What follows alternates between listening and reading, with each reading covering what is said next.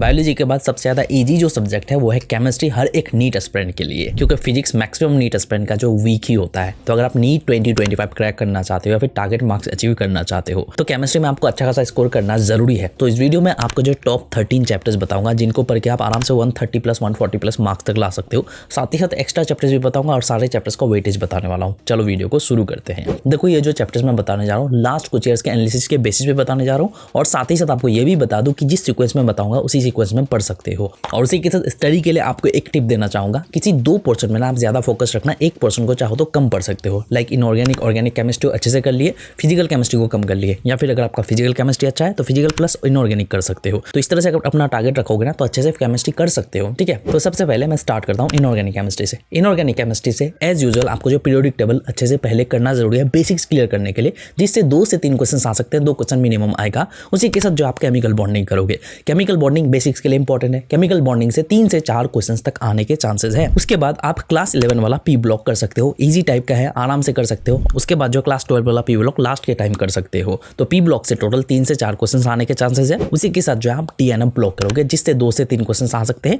और उसके बाद जो कोऑर्डिनेशन कंपाउंड्स कर सकते हो जिससे 2 से 3 क्वेश्चंस आ सकते हैं। ठीक है, तो इनऑर्गेनिक केमिस्ट्री से 56 से लेकर 60 मार्क्स तक के क्वेश्चंस आएंगे। उसके बाद अगर मैं ऑर्गेनिक केमिस्ट्री की बात करूं, ऑर्गेनिक केमिस्ट्री में सबसे ज्यादा जो बेसिक्स क्लियर करने के लिए इंपॉर्टेंट है वो है जीओसी। जीओसी का पूरा आपको सारे चैप्टर्स करने होंगे क्लास 11 12 मिला के। इसमें से टोटल 4 क्वेश्चंस आने की पॉसिबिलिटीज है और इंपॉर्टेंट है। ये नहीं समझोगे तो आगे वाले चैप्टर्स अच्छे से समझ में नहीं आएगा। उसके बाद जो आपको हाइड्रोकार्बन्स करना है जिससे 3 क्वेश्चंस आने के चांसेस है। तो ये 2 चैप्टर बेसिक्स के लिए इंपॉर्टेंट है। उसके बाद जो aldehyde ketones and carboxylic acid जो कि इजी टाइप का है, इससे 3 क्वेश्चंस आने का पॉसिबिलिटीज है। उसी के साथ जो एमाइंस जिससे 2 क्वेश्चंस आने के चांसेस है, और बायोमोलिक्यूल्स जो कि इजी टाइप का है। अगर आप बायोलॉजी वाला अच्छे से समझ हो तो ये भी अच्छे से समझ में आएगा। अगर ये समझ चाहते हो अच्छे से तो बायोलॉजी वाला अच्छे से समझ में आएगा। बायोमोलिक्यूल से 1 से 2 क्वेश्चंस आने के चांसेस है। और अगर आप हेलो एल्किन्स हेलो एरिन्स करना चाहते हो तो 1 क्वेश्चन आ सकते हैं, इसको जल्दी कंप्लीट कर सकते हो, बट इसको ऑप्शनल में रख सकते हो, या फिर अगर जल्दी कंप्लीट कर पाओ तो कर लेना। यहाँ पे मैं हाई वेटेज टाइप के चैप्टर्स के बारे में पहले बता रहा हूँ। ठीक है, उसके बाद अगर मैं फिजिकल केमिस्ट्री की बात करूँ, फिजिकल केमिस्ट्री में मोल कॉन्सेप्ट बेसिक्स के लिए इंपॉर्टेंट है, इससे 2 क्वेश्चन आ सकते हैं। उसके बाद जो एटॉमिक स्ट्रक्चर करोगे जिससे 2 क्वेश्चन आ सकते हैं। ये दोनों चैप्टर बेसिक्स के लिए इंपॉर्टेंट है। उसके बाद जो आपको थर्मोडायनेमिक्स करना है जिससे 3 क्वेश्चन आ सकते हैं।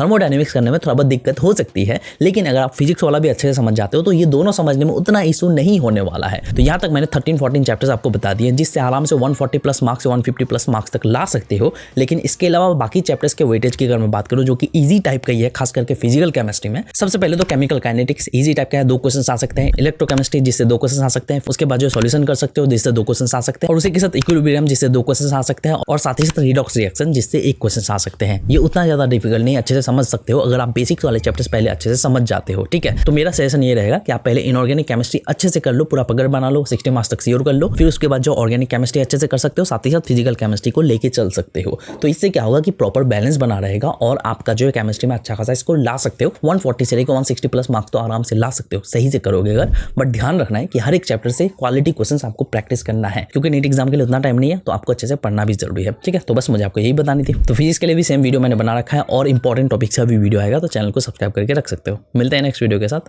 Thank you.